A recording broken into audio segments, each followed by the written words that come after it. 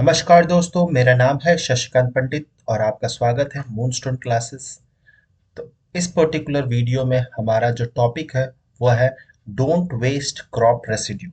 ठीक है, तो क्रॉप रेसिड्यू क्या होता है और हम लोग किस तरह से ट्रांसफॉर्म कर सकते हैं क्रॉप रेसिड्यू को एक सस्टेनेबल सोल्यूशन में। और जो हमारा इस वीडियो का मेन टॉपिक्स है, हम लोग 3 पार्ट्स में समझेंगे कि रीजंस क्या है क्रॉप रेसिड्यू बर्निंग से, ऐसा फार्मर्स क्यों कर रहे हैं क्रॉप रेसिड्यू को बर्न, फिर प्रॉब्लम्स उससे क्या हो रहा है, problems posed by the crop residue burning, and third is that measures to reduce crop residue burning. ठीक है, तो ये टॉपिक जो है वेरी वेरी इंपॉर्टेंट है आपकी यूपीएससी मेंस एग्जाम्स के लिए from the point of environment and ecology. साथ ही साथ अगर आप कोई स्टेट पीसीएस एग्जाम दे रहे हैं, चाहे बीपीएससी हो, UP PCS, MP PCS, Rajasthan, कोई भी स्टेट के, ये क्वेश्चंस वेरी इंपॉर्टेंट रहेंगे। तो इस वीडियो को अंत तक ज़रूर देखिएगा और अगर वीडियो पसंद आए तो लाइक ज़रूर कीजिएगा, शेयर कीजिएगा अपने दोस्तों के साथ, एंड शेयर नहीं किए हैं तो सब्सक्राइब नहीं किया तो सब्सक्राइब ज़रूर कर लीजिएगा। तो चलिए शुरू करते हैं। सबसे पहला हम लोग इंडियन एग्रीकल्चर जर्नी को समझेंगे इस 4 फोटो के थ्रू में। ठीक है, तो जब मेनली इंडिया एक कॉलोनी हुआ करता था, ब्रिटिश कॉलोनी, और हम लोग को 1947 में आज़ादी मिली, ये तो पता ही होगा। लेकिन उस समय हम लोग एग्रीकल्चरल किस टाइप का था, हमारा जो ट्रेडिशनल एग्रीकल्चर था, अगर प्री इंडिपेंडेंस देखा जाए या पोस्ट इंडिपेंडेंस जो 1950 से 60s के टाइम जो है, कुछ इस तरह से फार्मिंग मेनली जितने कुछ भी प्रोसेसेस होते थे फार्मिंग में, चाहे खेत को जोतना, उसमें उसको सो करना, हार्वेस्ट करना, सब कुछ जो होता था वो मैनुअली किया जाता था। मशीन्स का यूज सबसे मिनिमम हुआ करता था उस दौर में। ठीक है, 1950 से 60s के बीच में मैनुअली होता था। देख सकते हैं इस फोटो में कि फीमेल्स जो है मेनली वो खेत को जोत रही है मैनुअली। ठीक है, फिर धीरे धीरे डेवलपमेंट होने लगा, ग्रीन रेवोल्यूशंस आया, फिर 1960s से लगभग 1990s तक कुछ हम लोग इस तरह से फार्मिंग करने लगे थे, जहाँ पे एनिमल्स का भी यूज हम लोग करने लगे थे फार्मिंग में। ठीक है, फिर धीरे धीरे जैसे हम लोग आगे बढ़े, जैसे एलपीजी रिफॉर्म्स आया 1991 में, उसके बाद जाके मेकेनाइजेशन शुरू हो जाती है। ठीक है, मेकेनाइजेशन शुरू हो जाती है, ट्रैक्टर्स का यूज हो जाता है, बहुत सारे मशीन्स का यूज हो जाता है, और ये लगभग 1990 से लगभग 2010 के आसपास में ऐसा दौर चल रहा है। और अभी भी ऐसा बहुत ऐसे गांव क्षेत्र ऐसे भी हैं जहां पर ऐसा फार्मिंग अभी भी चल रहा है। ठीक है, लेकिन जो प्रॉस्परस स्टेट है, एग्रीकल्चरली प्रॉस्परस स्टेट, जैसे हरियाणा, पंजाब, वेस्टर्न यूपी, इन सब स्टेट्स में क्या हो गया, मैकेनाइजेशन बहुत ज़्यादा आ गया। बहुत कुछ जो है वो मशीन से ही कर रहे हैं, लेबर्स का यूजेस कम हो गया।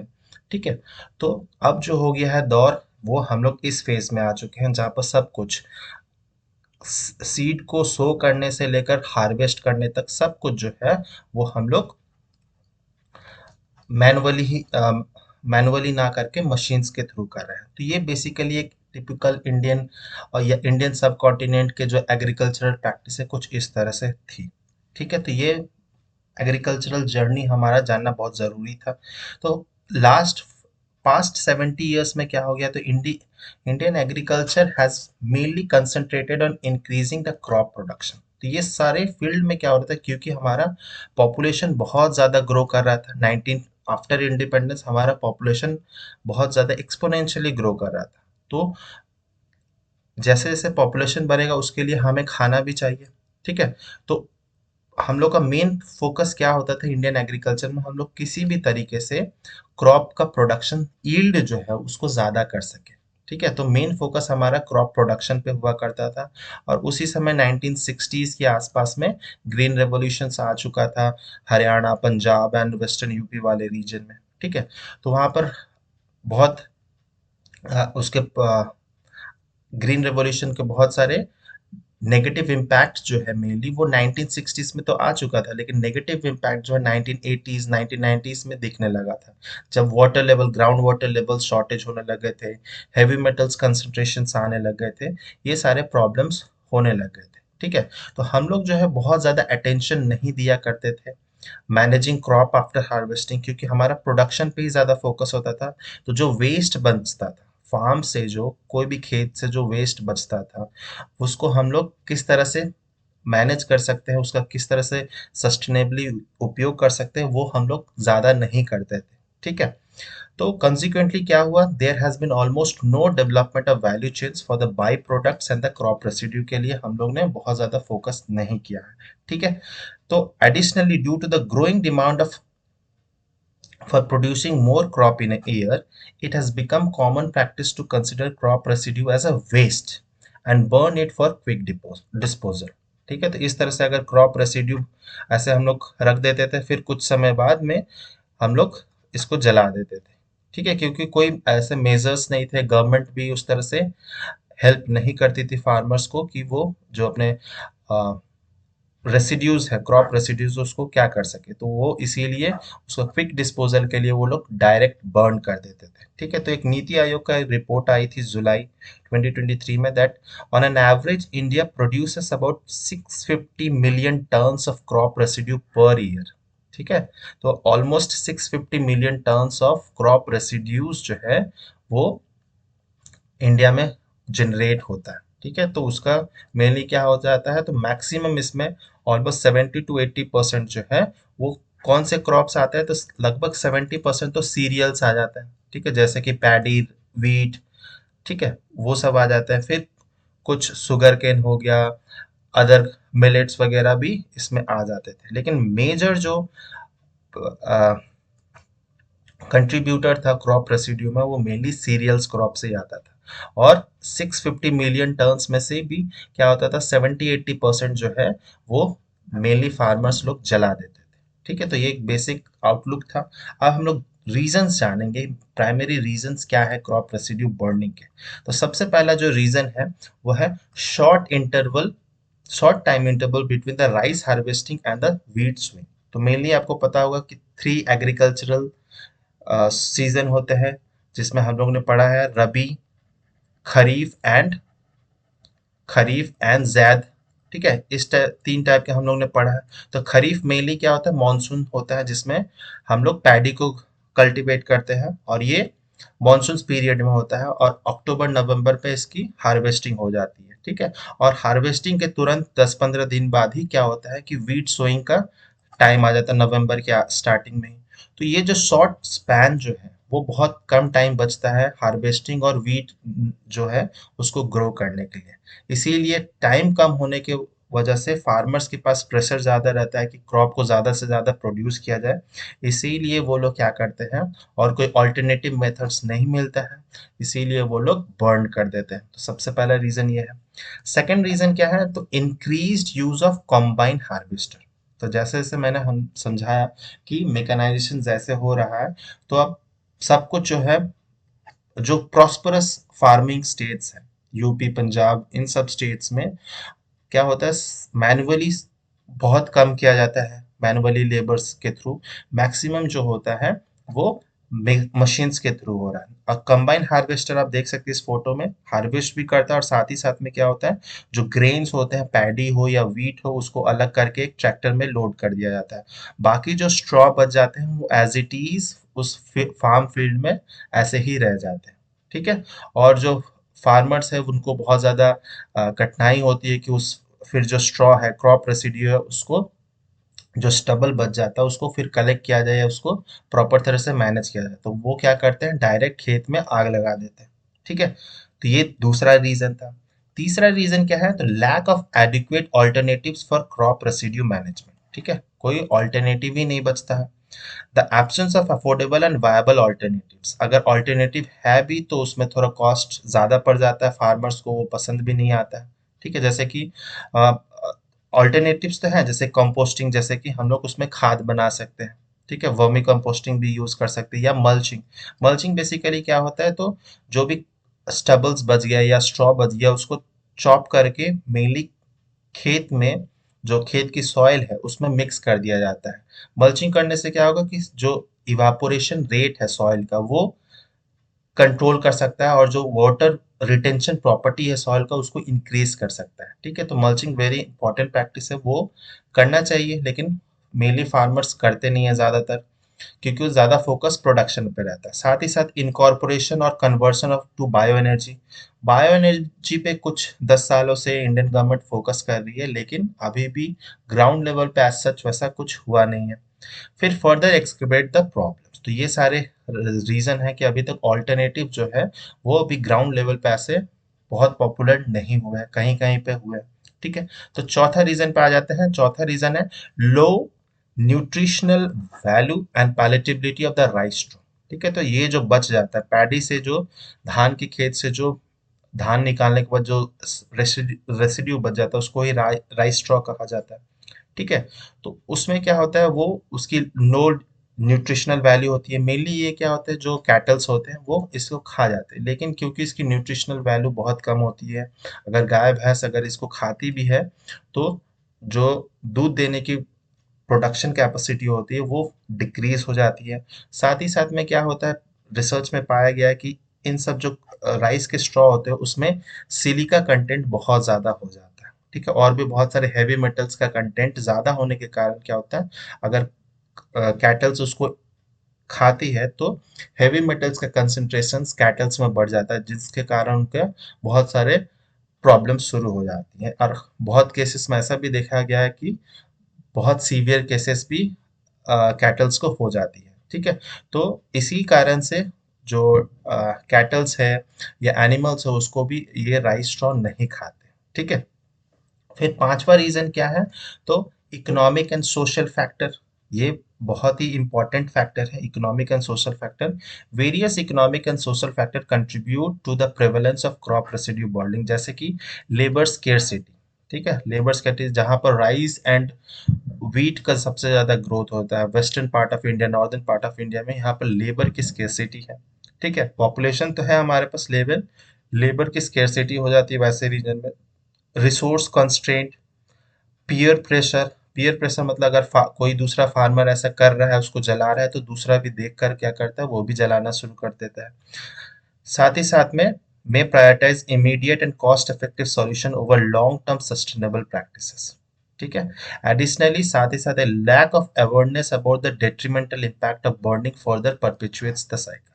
ठीक है, और फार्मर्स मेनली इंडिया में क्या है, आज भी जित मैक्सिमम फार्मर जो है वो बहुत ज़्यादा पढ़े लिखे नहीं है, साइंटिफिकली उतने अवेयर नहीं है।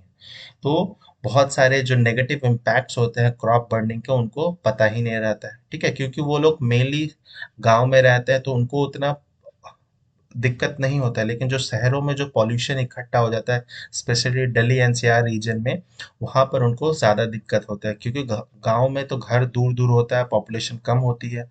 तो लेकिन शहरों में इसका जस्ट ऑपोजिट केस होता है। तो ये 5 रीजन थे मेनली क्रॉप रेसिड्यू के। अब हम लोग आ जाते हैं कि इससे इम्पैक्ट क्या होता है, कि what are the problems posed by the crop residue burning. तो सबसे पहला जो इम्पैक्ट है वो है एनवायरमेंटल डिग्रेडेशन। एनवायरमेंट पे सबसे ज्यादा बुरा इम्पैक्ट पड़ता है।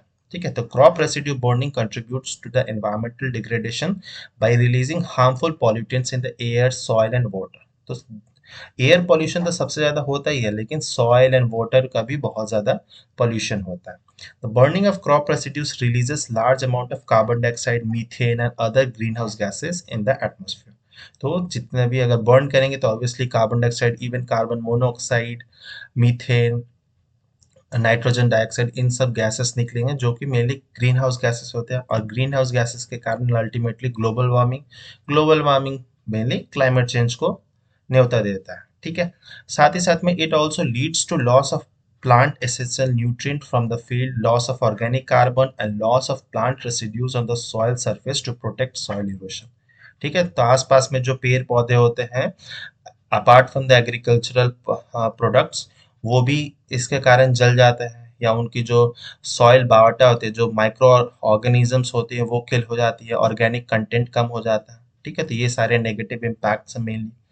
फिर according to the food and agricultural organization, that is corporate statistical database. ठीक है, ये इसका हेडक्वार्टर कहाँ है, आपको कमेंट सेक्शन में बताना कि फूड एंड एग्रीकल्चरल ऑर्गेनाइजेशन का हेडक्वार्टर कहाँ है। तो उनका कहना है कि crop residue burning in India contribute to about 23 billion tons of carbon dioxide equivalent emissions in 2020। तो ये बहुत बड़ा फिगर है, 23 million tons carbon dioxide emission होता है just because of crop burning हर साल। ठीक है। फिर हम लोग आ जाते हैं बायोडाइवर्सिटी पे किस तरह से इम्पैक्ट होता है। ठीक है, तो it reduces the biodiversity of the agricultural land by killing beneficial micro organisms and insects and plant. ठीक है, जैसे मैंने बताया, जो सॉइल के अंदर जो माइक्रो ऑर्गेनिज्म है जो हमें नेकेड आई से नहीं दिखाई देता है, वो आसपास जलने के कारण क्या होगा, नीचे वाली धरती जो है वो भी गर्म हो जाती होगी, और जो माइक्रो ऑर्गेनिज्म है, हेल्पफुल माइक्रो ऑर्गेनिज्म, जो कीड़े मकोड़े अर्थवर्म्स होते हैं, वो सब किल हो जाते हैं। साथ ही साथ में जो ग्रास लेयर होता है, जो प्राइमरी लेयर होता है वेजिटेशन का, जो आसपास के प्लांट्स हर्ब्स होते हैं, वो सब कुछ डिस्ट्रॉय हो जाता है। और साथ ही साथ में अगर आसपास में कोई जानवर रहते होंगे, उन पे भी बुरा इम्पैक्ट पड़ता है। ठीक है, और this can affect the natural balance of the ecosystem and make the crop more vulnerable to pest and diseases. ठीक है, और वल्नरेबल हो जाएंगे क्रॉप्स जो होंगे, वो पेस्ट एंड डिजीज अगर कुछ होंगे तो सब डिस्ट्रॉय हो जाएगा। तीसरा जो पॉइंट है वो है सॉइल डिग्रेडेशन। जैसे मैंने बताया, सॉइल बहुत इंपॉर्टेंट रोल प्ले करता है फार्मिंग में। तो सॉइल का जो माइक्रो ऑर्गेनिज्म कंटेंट है, वो पूरी तरह से डिस्ट्रॉय हो जाता है, इम्बैलेंस हो जाता है। ठीक है, crop residue burning can lead to soil degradation by reducing the soil fertility and killing the beneficial microorganisms. ठीक है, फिर burning crop residues destroy essential nutrients जैसे कि nitrogen, phosphorus and potassiums which would NPK, mainly NPK का level जो है वो कम कर देता है। और मेनली फार्मर्स फर्टिलाइजर्स में यही डालते हैं। क्यों डालते हैं? क्योंकि बर्न कर दे रहे हैं तो ये नेचुरली सारा खत्म हो जा रहा है, इसीलिए हम लोग को क्या पैसा देकर एक्स्ट्रा फर्टिलाइजर खरीदना पड़ जाता है, which would have otherwise returned to the soil. This can lead to decrease in soil fertility and crop yields over time. और इसके कारण ही क्या होता है, धीरे धीरे वो लैंड, बैरन लैंड, एक डेजर्ट की तरह बन जाता है। और इसी को कहा जाता है मेनली डेजर्टिफिकेशन ऑफ लैंड।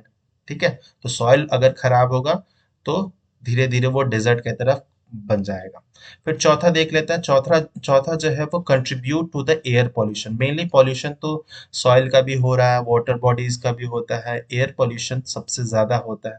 ठीक है, क्योंकि हवा जो है, गैसियस सब्सटेंसेस है, ग्रीन हाउस गैसेस, वो सब कुछ हवा में रिलीज हो रहा है। तो crop residue burning releases large amount of particulate matter। particulate matter में both PM2.5 एंड PM10 ये दोनों ही रिलीज होता है। और ऑब्वियसली PM2.5 ज़्यादा हार्मफुल है क्योंकि इसकी जो पार्टिकल साइज होती है बहुत छोटी होती है, और वो हमारे जो लंग्स है, रेस्पिरेटरी ऑर्गन्स है, उसमें जाकर डीप सीटेड हो जाती है और बहुत सारी खतरनाक बीमारियां हो जाती हैं, respiratory disorders. carbon monoxide, methane, nitrous oxide, ammonia and non-methane volatile organic compounds into the atmosphere भी रिलीज होते हैं। तो volatile organic compounds VOCs जो होते हैं मेनली वैसे सब्सटेंसेस होती हैं जो बहुत ज्यादा वोलेटाइल नेचर के होते हैं। ठीक है, and these pollutants can cause respiratory problems, जैसे मैंने बताया, कार्डियोवास्कुलर डिजीजेस, इवन जो कैंसर होते हैं, लंग कैंसर, ओरल कैंसर, इन सब भी होते हैं। एंड प्रीमैच्योर डेथ, जैसे आप रिसर्च में बहुत सारे ऐसे पेपर्स पढ़ेंगे जिसमें मेनली जो ह्यूमन की एज है, due to this pollution, air pollution, mainly उनकी एज डिक्रीज हो जाती है। ठीक है, और प्रीमैच्योर डेथ ऑब्वियसली होना ईजी हो जाता है। ठीक है, फिर इस फोटो में आपको लगभग सब कुछ क्लैरिफाई हो जाएगा कि इम्पैक्ट्स मेनली किस तरह से होते हैं। तो loss of nutrient, effect on the environment, ठीक है, एयर पॉल्यूशंस सॉइल के बायोटा को पूरी तरह से डिस्ट्रॉय कर देते हैं। ठीक है, साथ ही साथ में इफेक्ट ऑन ह्यूमन बींग्स। ठीक है, इम्पैक्ट ऑन ह्यूमन बींग्स तो होते ही हैं, फिर बहुत सारे ऐसे जानवर हैं, पालतू हो या वाइल्ड एनिमल्स हो, उन पे भी बहुत गहरा असर होता है। ठीक है, तो ये सारे कुछ बीमारियां आप याद रखेंगे, जैसे कि एम्फाइसीमा। ठीक है, एम्फाइसेमा डिसऑर्डर है। अस्थमा तो पता ही होगा, अस्थमा, ब्रोंकाइटिस, ब्रोंकाइटिस ऐसे बीमारियां बहुत ज्यादा, सिलिकोसिस भी हो सकता है, सिलिकोसिस। ठीक है, ऐसी बीमारियां, रेस्पिरेटरी डिसऑर्डर्स बहुत ज्यादा होती है due to the air pollutions. ठीक है, फिर हम लोग देख लेंगे कि हम लोग किस तरह से कोप अप कर सकते हैं, what should we do to reduce the crop residue burning. ठीक है, क्या कर सकते हैं हम लोग? तो सबसे पहला है कि use crop residue for clean energy. है ना, हम लोग बात करते हैं कि हम लोग 20-25 ईयर तक हमें 20% इथेनॉल ब्लेंडिंग करना है पेट्रोल डीजल में, है ना, ये हमें अचीव करना है इथेनॉल ब्लेंडिंग। तो क्लीन एनर्जी की तरफ हम लोग को मूव करना जरूरी है। तो crop residue can effectively used in producing the clean renewable energy instead of wasting just by burning. ठीक है। As per a report of centre for science and environment, CSE very important organization है, इसके reports बहुत अच्छे होते हैं। About 10 kg of the agricultural residue can generate 1 kg of compressed biogas। ये बहुत बेनिफिशियल है, इतने million million tons of residue बनाते हैं, तो सोचिए कितना ज्यादा अमाउंट ऑफ क्लीन एनर्जी हम लोग जनरेट कर सकते हैं। Toward this, there is an urgent need for necessary policy measures to promote circular agriculture that may not only help in reducing emission but also fetch additional income to the farmers by creating a value chain for crop residue। बहुत एक important term है circular agriculture. ठीक है, तो circular agriculture basically होता क्या है वो हम लोग देख लेते हैं कि Indian agriculture was traditionally been circular with efficient on-farm management of crop residue for restoration of soil organic nutrients, off farm management by turning it into fodder, thatches, mulches, organic manure। तो traditionally जो हमारा agricultural practices था, और अभी भी बहुत जगह mainly tribal areas में, गांव देहात में, ये अभी भी हम लोग सर्कुलर एग्रीकल्चर करते हैं, लेकिन ये पूरे पैन इंडिया लेवल पे हम लोग क्योंकि प्रोडक्शन पे ज्यादा फोकस कर रहे हैं, तो हम लोग प्रोड्यूस ज्यादा कर दे रहे हैं और सर्कुलर एग्रीकल्चर को भूल गए। सर्कुलर एग्रीकल्चर मतलब क्या है कि जो भी हम लोग क्रॉप रेसिड्यूज या फार्म वेस्ट बच रहा है, वो वेस्ट नहीं, वो हमारे लिए एक वरदानी साबित होता है। जैसे कि अगर क्रॉप रेसिड्यू कुछ बच गया, जैसे कि शुगर केन का जो ग्रीन पार्ट्स होते हैं, या मकई का जो होता है ग्रीन पार्ट्स, मेज का, वो सब जो है वो हम लोग फॉड एज अ फॉडर यूज कर सकते हैं, फॉडर क्रॉप्स जिसमें हम लोग गाय भैंस को दे सकते हैं। ठीक है। फिर थैचेस देखते होंगे आप, गांव में आज आज भी जो घर होते हैं, पुराने पुराने घर, उनके छतों पर ऐसे रखा जाता है। ठीक है, तो वो भी एक यूजेस है। फिर मल्चिंग करना, मैं जैसे बताया कि बहुत हेल्पफुल करता है, सॉइल न्यूट्रिएंट को मल्चिंग हेल्प कर देता है इंक्रीज करने में, साथ ही साथ में जो इवापोरेशन रेट है वो सॉइल मॉइस्चर को मेंटेन करने में हेल्प करता है। या फिर हम लोग ऑर्गेनिक मैन्योर खाद बना सकते हैं, या ऐसा भी होता है बहुत सारे जो राइस स्ट्रॉ होते हैं वो हम लोग मिट्टी में सान करके उसको हम लोग क्या कर सकते हैं, जो गांव की दीवारें होती है उस पे लिपा भी जाता है, जो कि बहुत ज़्यादा थर्मली हेल्प करता है, क्योंकि वैसे घरों में अगर आप रहेंगे तो वहाँ पर गर्मी कम लगती है। ठीक है, तो वो सब मेनली आ जाता है सर्कुलर एग्रीकल्चर में, जिसमें कि बहुत ज़्यादा कोई वेस्ट जनरेट ना हो रहा हो। ठीक है, वो सब यूज्ड अप हो जा रहा है। ठीक है, तो उसी को ही हम लोग को प्रमोट करने की ज़्यादा ज़रूरत है। और इसको दो तरीके से किया जा सकता है, एक तो ऑन फार्म, फार्म के ऊपर ही अगर कुछ ऐसा हो रहा है, तो जैसे कि on farm management of crop residue by incentivising individual farmers with scheme like green credit programme. ठीक है। And second is that off farm management, कि फार्म के अलावा दूर से क्या कर सकते हैं, तो ईदर एट फार्मर और the village level through cooperative, तो जो कोऑपरेटिव सोसाइटीज है, या फिर इसमें कमर्शियल जो बिजनेसमैन है, इन्वेस्टर्स हैं, वो भी एक वैल्यू चेन बना सकते हैं क्रॉप रेसिड्यू को, ताकि उसको हम लोग बायोगैस या हेल्थ सस्टेनेबल कुछ प्रोडक्ट बना सकें। ठीक है, तो ये सारे मेजर्स हैं जिसको हम लोग प्रोमोट करना बहुत ज़रूरी है। ठीक है, अवेयरनेस लाना भी फार्मर्स के लिए ज़रूरी है कि किस तरह से वो एनवायरनमेंट पे बुरा इम्पैक्ट पड़ता है। फिर जैसे बताया, promoting bio CNG production globally, commercial production of bio-CNG or compressed biogas is picking up as one of the clean and renewable energy sources for energy. ठीक है ना, तो जैसे कि पता ही होगा कि बायोगैस का प्रोडक्शन होता है। ठीक है, लेकिन 40 साल से भी ज़्यादा हम लोग इस पे बात कर रहे हैं, लेकिन बायोगैस पे बहुत ज़्यादा काम नहीं हुआ है। बायोगैस या गोबर गैस कुछ भी कह सकते हैं, इस पे बहुत ज़्यादा नहीं हुआ, क्योंकि ये बहुत ज़्यादा एनर्जी एफिशिएंट नहीं है, बहुत ज़्यादा अमाउंट ऑफ एनर्जी नहीं बनाता है, साथ ही साथ में एक इंफ्रास्ट्रक्चर बनाना पड़ता है।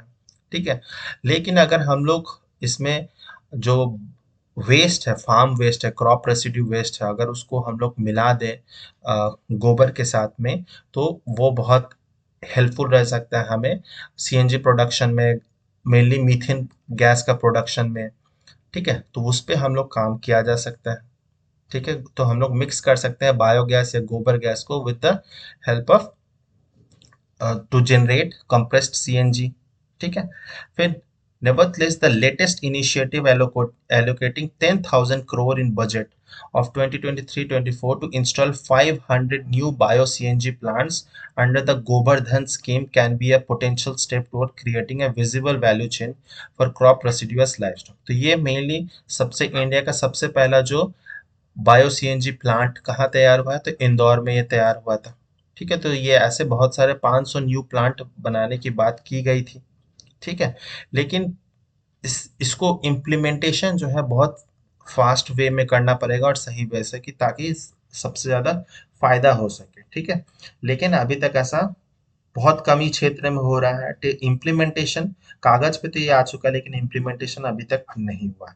ठीक है, नेक्स्ट जो मेथड है तो वो है कि effective implementation of waste to energy programmes. ठीक है, तो वेस्ट टू एनर्जी प्रोग्राम्स जो भी हमारे किचन वेस्ट भी है, ठीक है, जो सब्जी के छिलके, फ्रूट्स के जो छिलके हैं, वो सब क्या है, हमारे वेस्ट ही है। ठीक है, जो बायोडिग्रेडेबल वेस्ट है मेनली, उसको सेग्रीगेट करना सबसे पहले तो, बायोडिग्रेडेबल नॉन बायोडिग्रेडेबल वेस्ट को सेपरेट करना, फिर उसको प्लांट में ले जाना, फिर प्लांट में जाके उसे वेस्ट प्रोसेस के थ्रू बहुत सारा एनर्जी हम लोग बना सकते हैं, गैसेस बना सकते हैं, इलेक्ट्रिसिटी जनरेट कर सकते हैं।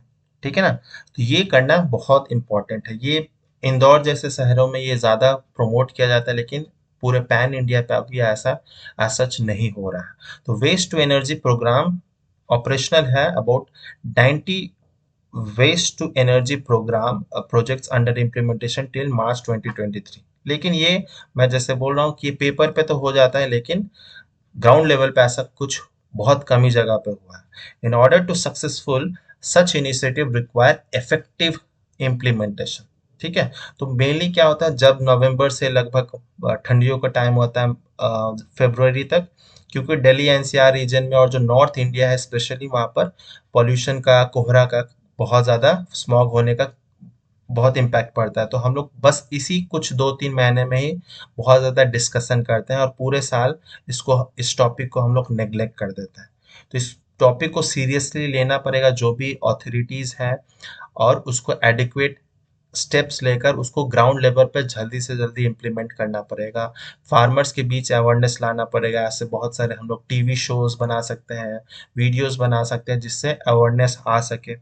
ठीक है, तब जाके ही इम्प्रूवमेंट हो सकता है। नहीं तो ये हर 2 महीना हम लोग हर साल बात करेंगे, फिर उसको भूल जाएंगे।